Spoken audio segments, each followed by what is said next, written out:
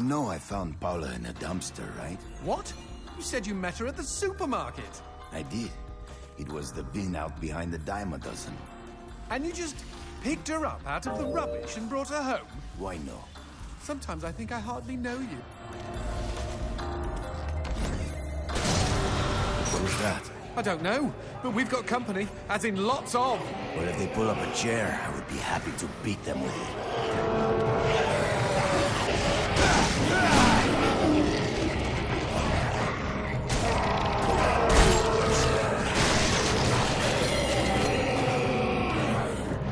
It's good!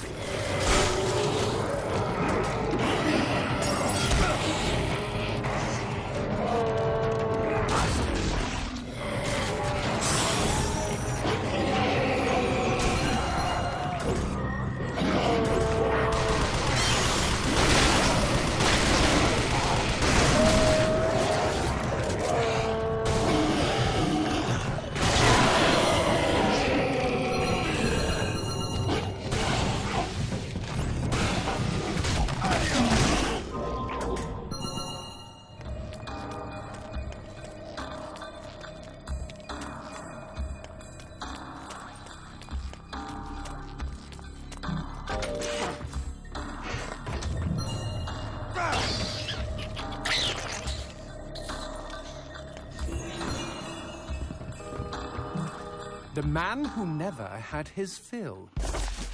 It was a cold and snowy eve. Certainly no night for a man without a home to be walking these grey and endless streets.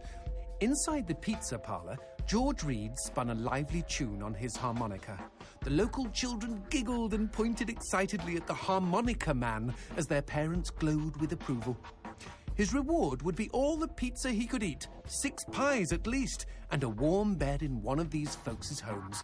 He knew they were good for it.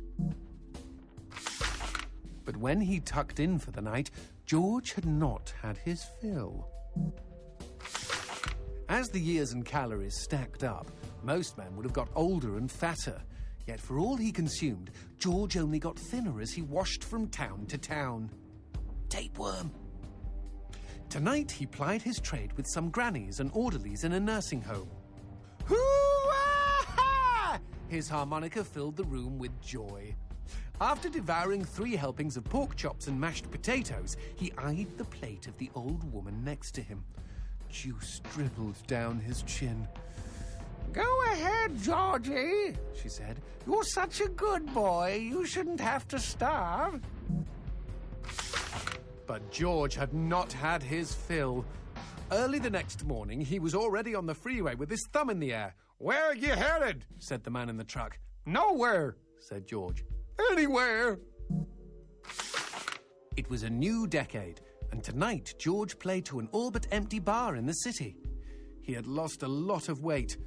Afterwards, the only woman in the joint took the stool next to him and asked him his name. The bartender leaned over the counter. "You don't know this guy, Mary. George is famous, been all over the tri-state area." With a wink, he added, "Man's insatiable."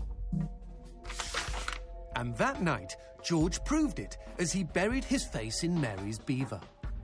Holy woodland creatures! Attaboy, George! Attaboy, George! "Play that harmonica," she purred. But even after 5 trips to heaven and back, he had not had his fill. The morning after was an awkward affair as they stared at each other over coffee.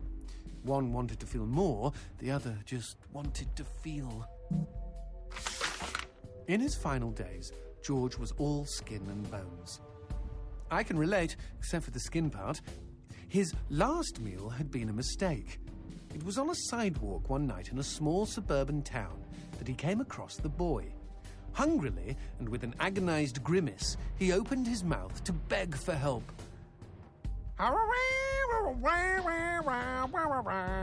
Out came a cacophony of wheezes and toots, but the boy understood. Wait, you mean Jorge ate his harmonica? Once he was alone, George Reed looked at the candy bar he held in one hand and began to cry.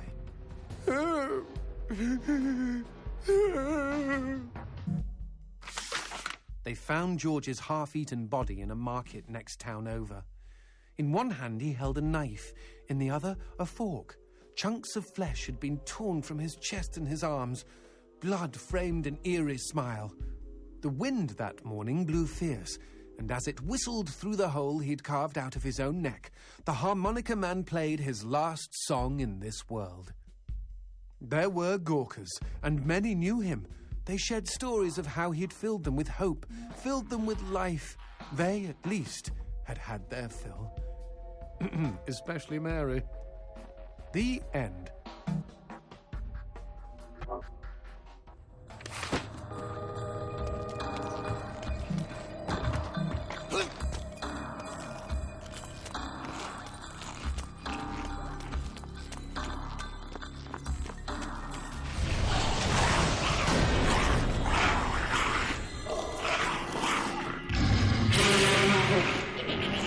That cheeky imp!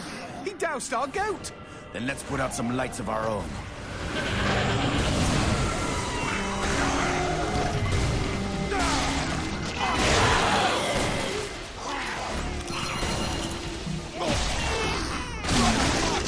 Would you kindly bust a cap in those mother fudges before they douse the lights?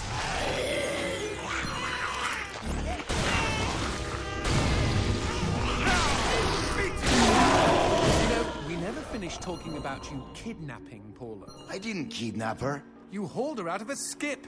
Isn't that illegal in some states? What did she say? Nothing. Not for weeks. I was afraid to even touch her, you know? Like she didn't belong to me. To anyone. But something changed. There was a phone call.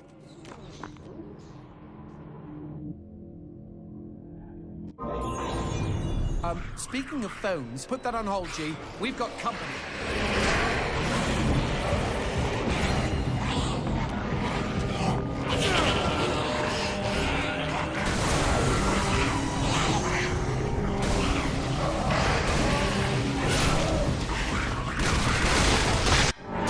Adios.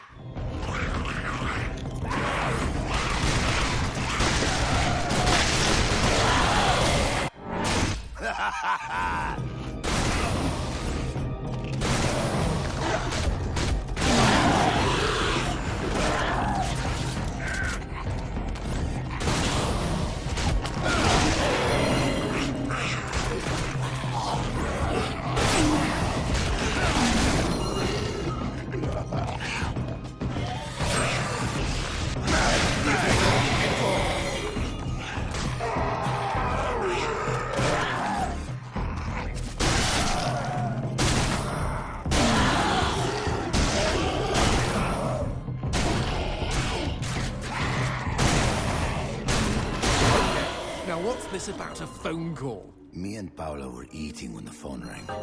Suddenly, she slams her fork down and says, "Don't answer it!" Creepy. First thing she ever said to me.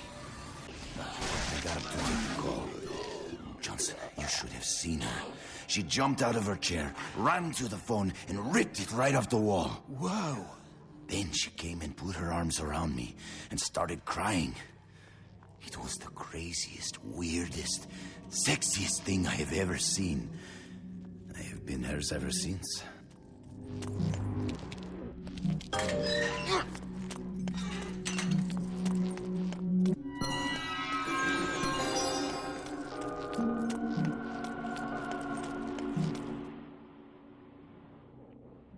What?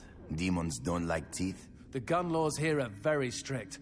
Haven't you wondered why they don't shoot back? You and I are violating almost every rule in the book. Heck, I'm practically made of teeth.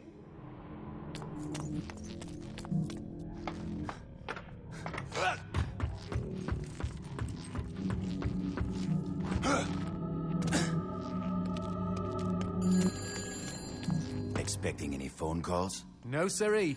Maybe it's from Paula. Or at least someone with answers. Dios mío. Paula, is that you? When will this fucking torture end? Ah!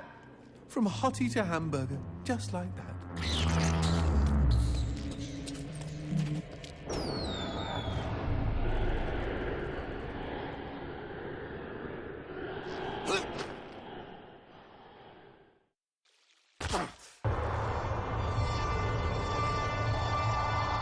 Fireworks! We could use these to chase away the darkness, at least in short bursts.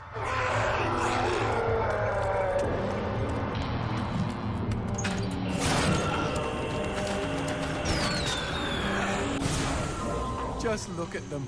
Fiery sprinkles in a great big chocolatey sky. Johnson, shut up.